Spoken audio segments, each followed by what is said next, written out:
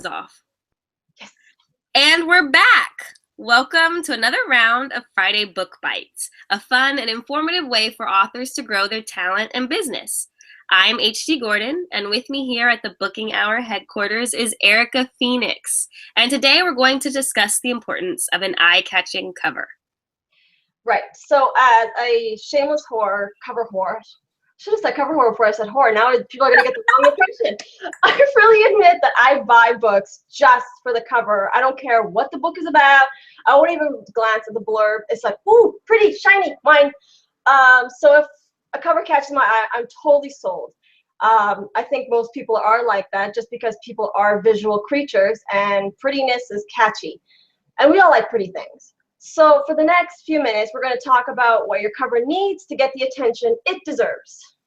Right, so in this segment, we're going to break down the things for all the new authors out there.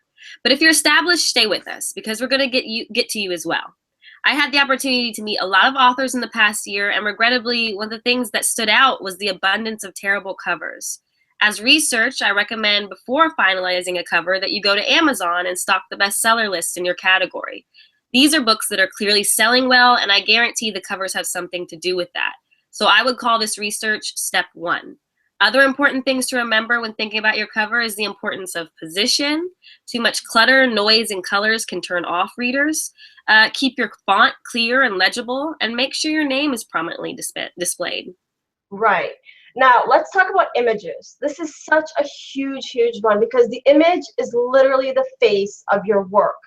But how do you find an image that will properly describe your story? In the section below, we have listed a few stock sites that you can always use and utilize.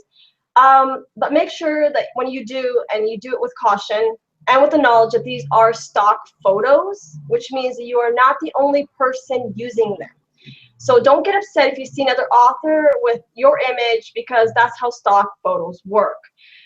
If that doesn't work for you, find a photographer and buy the rights to their photos exclusively. That ensures you have free range and the only copies of those images. Also, speaking of images, pick an image that goes with your genre. Do your research. See what other authors in that genre are using as their design. A paranormal type image might confuse your readers if the book is actually contemporary. The trick is to make sure you capture the right readers. Someone picking up your book and expecting one thing based on the cover and getting something else is a reader lost, a low review rating, and a possible return. Now, if you go with a cover company like I do, they likely won't even ask for your input as far as images, color, or anything else. What they'll do is have you fill out a form that lists characters, a short synopsis, genre, and target audience. This is a good thing as long as your company knows their stuff. And a good way to decide if they know their stuff is to browse their portfolios and again compare their work against the covers in your category that you see on those bestseller lists. Yes. Okay, another thing, this is going to sound really harsh, but don't do it yourself.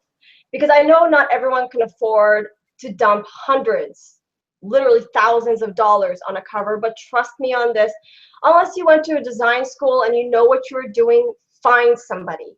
Not all designers charge hundreds of dollars, and there's always payment plans you can make with them, because I know all designers will work with you.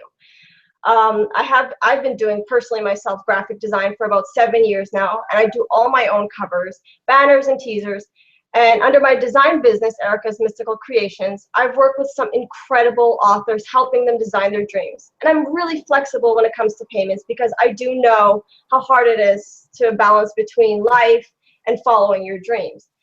So just make sure that when you do that, you get a cover designer that knows what they're doing and is willing to work with you. Right, and money always is something that needs to be considered no matter what you're doing. It's also important you know who you're paying. The overflow of authors getting scammed by editors, designers, and especially PR and tour companies has run rampant through the community as of late. I've heard so many horror stories, so be sure that whoever you pick to work with is someone reputable. Check out their work, as I mentioned. Maybe even message their former clients for references. Make sure they're the kind of people you can work with because like most things, this too is part of your business. It's a transaction between two people, and this is a big one. Don't be afraid to tell the person when you're not happy with something they've provided. You're paying for it and you should be happy. Whether that's the cover or just the way they talk to you, you really need to be comfortable and happy with your relationship and the decisions. Yes, which brings us to your half of the agreement. Some, not all designers, will request a non-refundable first payment with the remainder of the payment to be paid in full before you receive your product. This is just good business practice. As much as you need to trust them, they need to trust you. And unless you've already established a relationship there, don't get upset if they ask for the payment before they send you anything.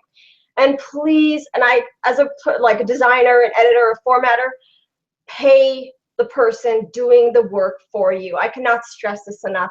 If the cover has been made and you're happy, pay your designer. There is nothing that will sever a partnership faster than having to wait for another person to come through. For them, this is also their business as much as selling a book is yours. So don't make them chase you down. No one likes that. Right. You need to be honest. It was already mentioned, but it's so important that you maintain an open communication between you and the person you're working with. Designers are great, but they can't read minds. So unless you tell them what needs to be fixed or changed, they won't know. And be curious about it. No one wants to work with someone who's demanding and rude. They're people too, and they're just doing their best. And don't ever, ever get a designer to try and replicate another designer's work. It is incredibly disrespectful, not just to that designer, but to the author who had the original design and put their thought and effort into that creation. So be respectful. If you do want to use a different designer, do so, but let them work their own magic. Right, so let's go back to images real quick. Let's take a second to talk about where you get your images. I know Eric already mentioned stock photos, but what about the images online, like the ones that you can Google and just search and find? They're free, pretty, and clearly available, right? Wrong. Every image online, unless stated otherwise, belongs to someone who needs to get paid for their work. If you don't pay them, you're stealing that work, and that's illegal, in which case they can come after you and every penny that you've made off of that. So don't ever use online images outside of a reputable photographer or a stock shop. Pay the $20 now and save yourself thousands in the long run. Definitely, definitely. I don't think people realize how important copyright laws are. And it's not just using them on your cover. And I've told this to so many authors. Using them in your teasers, using them in your banners, using them to share your quotes from your books, your videos that you make, any gifts that you make, bookmarks, swag. If you are not paying the designer for that image, you are stealing it. So don't use it. Yeah, that's right. Just don't do it. Even images that show landmarks or someone's house, like a city in the background, those people can come after you for using that image without their permission. So plus no one wants to see their house on the cover of some like psychological thriller about a serial killer breaking into people's homes. That's just really weird. Exactly. And same with models. I don't think a lot of authors realize that models need to sign a written consent with the photographer or with the author, depending on who they are, giving them the right to use their image. Which is why I never recommend using your own photos that you've taken under the Eiffel Tower or even a statue at the park. Everything belongs to someone. If that someone doesn't get credit where credit is due, you could be looking at some serious fines. Yeah, now that we've properly scared you, let's go back to designers. So give your designer the credit they deserve. If you loved working with them, pimp them out. Share their links, put their name in the copyright page of your book. Show them just how much you appreciate everything they've done for you. Same goes for your editor. Give credit where it's due. Exactly. Now that we've gotten the fun stuff out of the way, let's give a quick shout out to all the fabulous designers out there. This is a short list that we've done a quick rundown of, but make sure that you follow our page because we're always sharing new stuff. Right. So first, the company that I work for with my covers is called Deranged Doctor Designs, and I could not be happier with them. They did the covers for my newest series here, the Aria Faye series in the background. Another one that I absolutely love. Thank you. Nadege Richards, I think that's how you say it, is another great one. She's from Inkstain Interior Book Designing. Sarah Hansen is OK Creations. Olivia Anders from White Rabbit Book Designs. Mia Hodel, Desiree Orto, and our very own Erica Phoenix. Erica's Mystical Creation does editing, formatting, design works, the whole works at crazy low prices. Oh, thank you.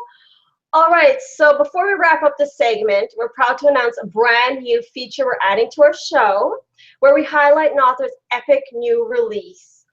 Tonight we're showcasing the lovely Mary Tang, also writing as M. Clark, and we're congratulating her on her brand new release, The Sexiest Couple Alive, which is book 2 in the Night Fashion series. Book 1 is The Sexiest Man Alive and is 99 cents until May 31st. So check her out, check in the box below for links, and be sure to grab your copy.